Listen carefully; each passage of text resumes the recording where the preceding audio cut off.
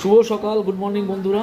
তো আজ 29 তারিখ, আর এইটা দেখে বুঝতেই পারছো যে পশ্চিমবঙ্গের দ্বিতীয় দফার ভোট আজকে হয়ে গেল বা হচ্ছে, যাই বলো। সকাল সকাল ভোট দিয়ে চলে এলাম, নিজের অধিকারটা বুঝে নিলাম, ঠিক আছে। এবং আশা করি তোমরাও যে যার পছন্দের প্রার্থীকে বেছে নিয়ে নিজের অধিকারটা বুঝে নিয়েছো।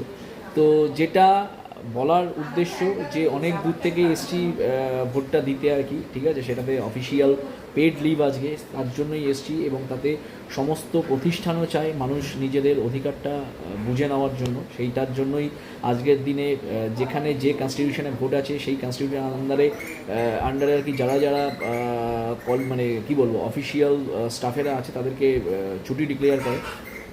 তো সেখান থেকে যখন সমস্ত প্রতিষ্ঠান, দেশের সমস্ত লোক যখন চাইছে নিজের অধিকারটাকে প্রপারলি এস্টাবলিশ করার জন্য, ঠিক সেরকমভাবেই নিজের অধিকারটাকে বজায় রেখো, কোনো কী বলবো, কালারকে পছন্দ না করে, পক্ষপাতিত্ব না করে, ঠিক আছে, নিজেদের আগামী প্রজন্মকে আরও শক্তিশালী করতে বা আমাদের ভবিষ্যৎটাকেও আরও দৃঢ় করতে, ঠিক আছে। কোনো কালারের পক্ষপাতিত্ব করো না, কোনো রকম কোনো প্রার্থীর পক্ষপাতিত্ব করো না, যেটা মানে কি বলবো, নাগরিক হিসাবে তোমার মনে হচ্ছে যে না, এটা হলে ঠিক হবে, এই পরিবর্তন হলে ভালো হবে, ঠিক সেটাই করো, ঠিক আছে।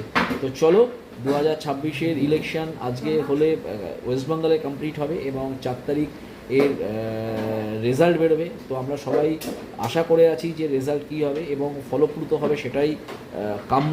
ভালো হোক, রাজ্যের উন্নতি হোক এবং সর্বপরিপেক্ষ আমাদের নিজেদের উন্নতি হোক, আমাদের আগামী প্রজন্মের উন্নতি হোক, এটাই বড় উদ্দেশ্য। চলো, বাই বাই।